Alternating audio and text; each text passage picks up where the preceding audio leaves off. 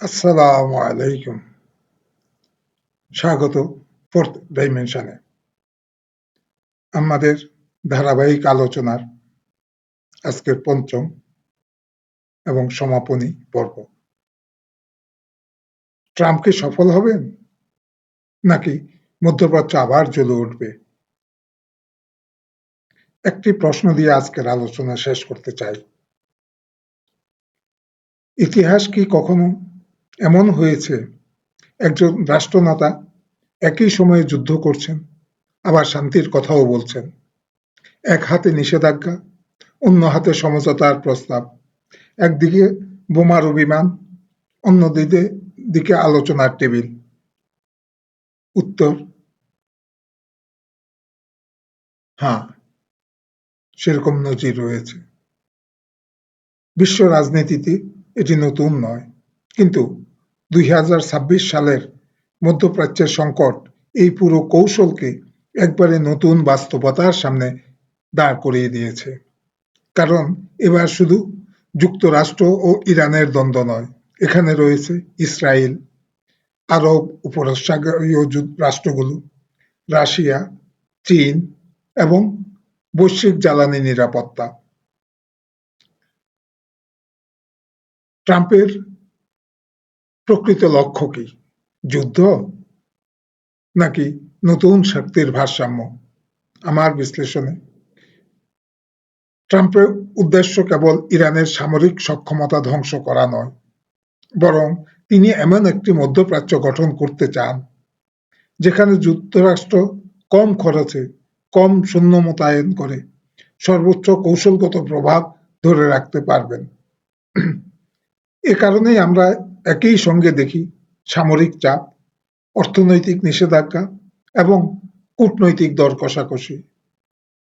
এগুলি পরস্পরের বিকল্প নয়, একই কৌশলের তিনটি স্তম্ভ। জেডি ভ্যান্স এবং মার্কো রুবিও মধ্যপ্রাচ্যে কি করছেন? তাদের ব্যক্তিগত মতভেদটা কোথায়? পুরো ভিডিও জুড়ে আমরা একটি প্রশ্ন করেছি, জেডি ভ্যান্স এবং মার্কো রুবিও কি একই নীতির দুই প্রতিনিধি, নাকি ভবিষ্যতের রিপাবলিকান রাজনীতির দুইটি ভিন্ন ধারা?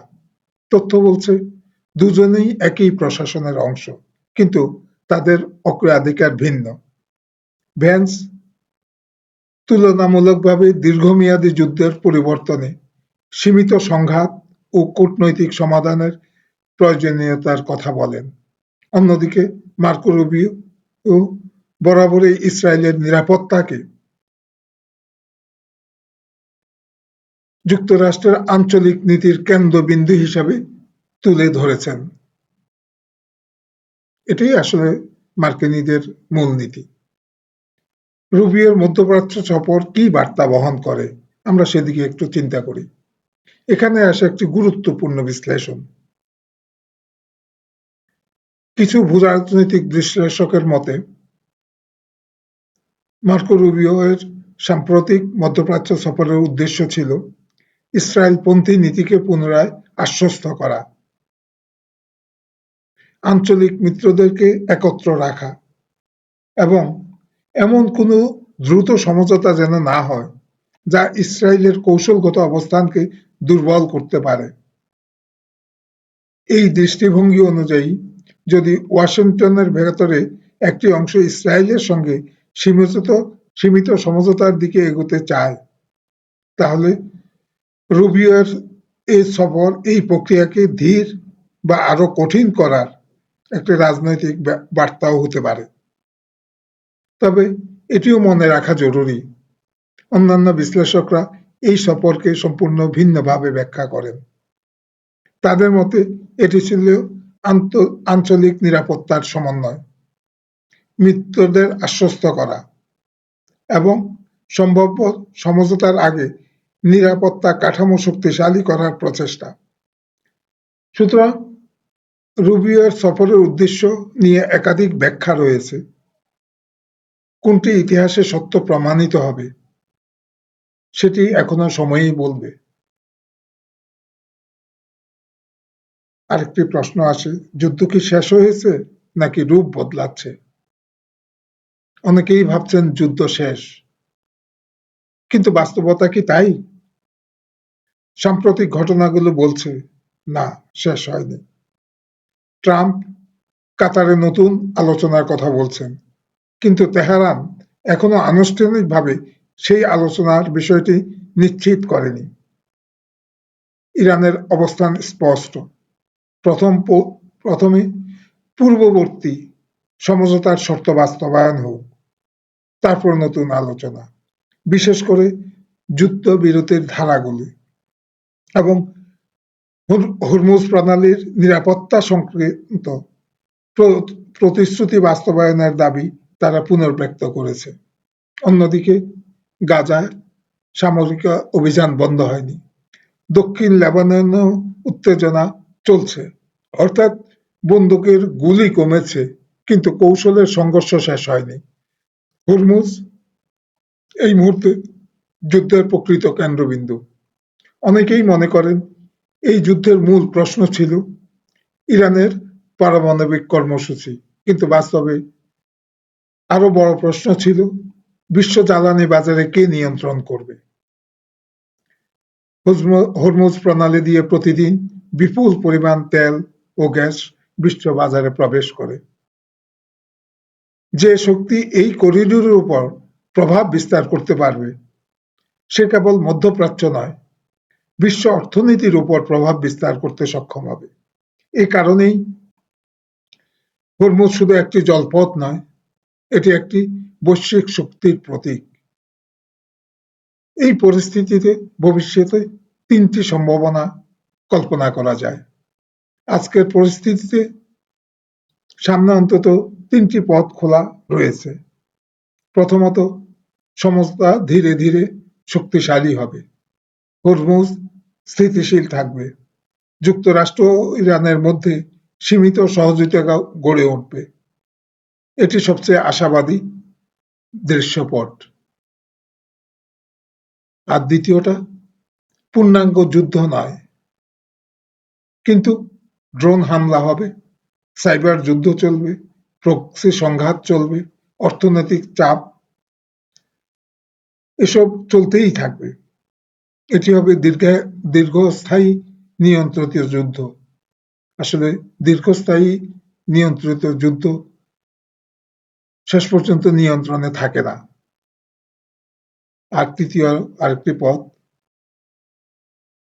উপায় হতে পারে বা পরিস্থিতি তৈরি হইতে পারে যেটা দ্বিতীয়টার থেকেই উদ্ভূত হবে বলে মনে হয়। একটি ভুল হিসাব, একটি অতিরিক্ত হামলা, একটি ভুল গোয়েন্দা তথ্য, আর তারপর পুরো অঞ্চল জুড়ে যুদ্ধ ছড়িয়ে পড়বে।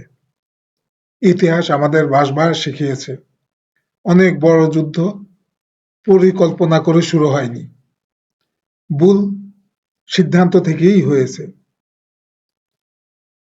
এক সময় বলা হতো যে দেশ তেল নিয়ন্ত্রণ করবে সে বিশ্বকে নিয়ন্ত্রণ করবে।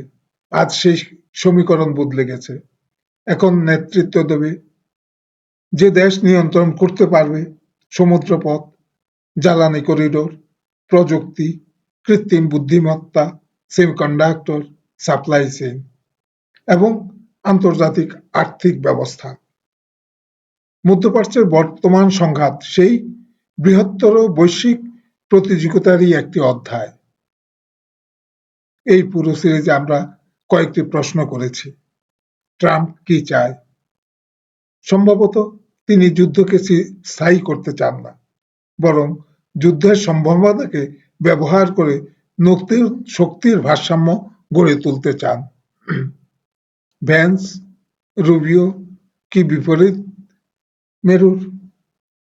হয়তো সম্পূর্ণ নয়, তবে তারা যুক্তরাষ্ট্রের ভেতরের দুই ভিন্ন কৌশলগত অগ্রাধিকারের প্রতিফলন হতে পারে।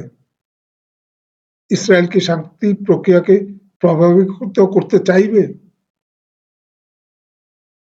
অনেকে এটিকে বিতর্কিত প্রশ্ন বলেন। আমার মতে অলরেডি করেছে। অনেক বিশ্লেষক মনে করেন ইসরায়েল এমন একটি চুক্তি চাইবে যেখানে তার নিরাপত্তা উদ্বেগ পুরোপুরি প্রতিফলিত হবে। আসলে সে চাইবে তার বৃহত্তর ইসরায়েল প্রতিষ্ঠায় পথ খোলা থাকুক।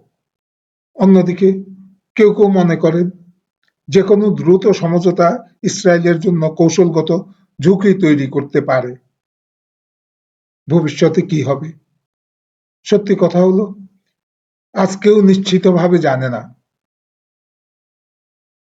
কিন্তু একটি বিষয় নিশ্চিত, যুদ্ধের নতুন রূপে মিসাইলের পাশাপাশি কূটনীতিও এখন অস্ত্র। বন্ধুরা, সংবাদ আমাদের বলে কি ঘটছে, বিশ্লেষণ আমাদের বোঝায় কেন ঘটছে, আর ইতিহাস শেখায় আজকের ঘটনাই আগামী দিনের বিশ্ব ব্যবস্থার ভিত্তি। হয়তো ভবিষ্যতে ইতিহাস লিখবে ২৬ সনের এই সংকটে সবচেয়ে বড় যুদ্ধটি শুধু আকাশে বা সমুদ্রে হয়নি, হয়েছিল কূটনীতির টেবিলে, জ্বালানি করিডোরের নিয়ন্ত্রণে এবং বিশ্ব রাজনীতির অদৃশ্য ক্ষমতার খেলায়।